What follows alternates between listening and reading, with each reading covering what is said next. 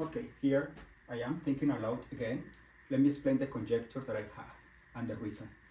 These are the twin prime numbers, 3 and 5, 5 and 7, 11 and 13, and they keep going, and this is one of them. And the conjecture is if there are infinitely many.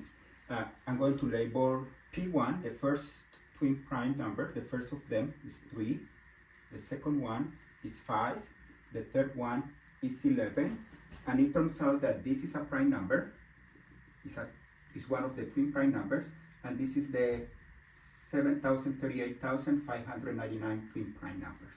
Then essentially this set lists the first one of each twin pair.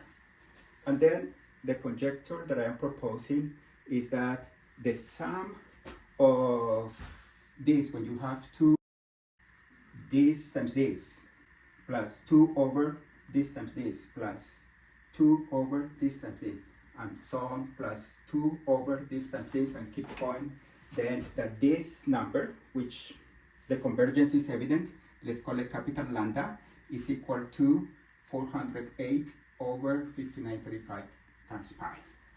Okay, this is the reason I think this is true.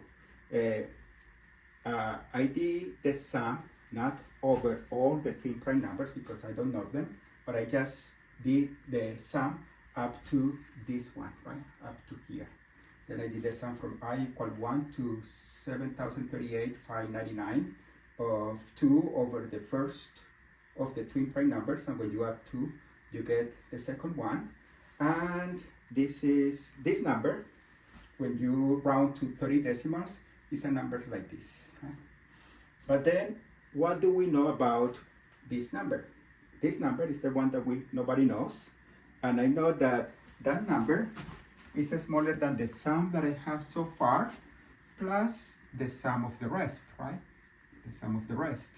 But then, this is smaller than the sum, and I can bound this sum. This number is actually smaller than 2 over, remember that this prime number, when I is equal to this prime number is this number, 179 million something.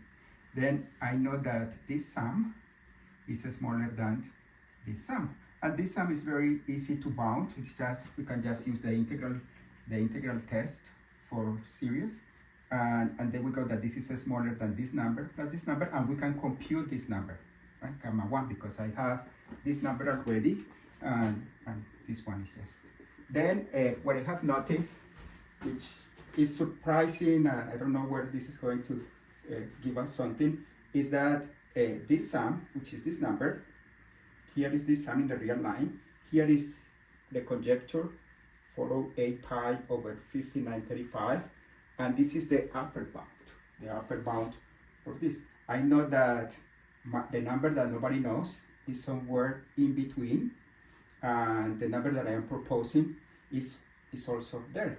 And actually, you can check that the distance between these two is 3.410 to the negative 9, and the distance between these two is 4.3 times 10 to the negative 9.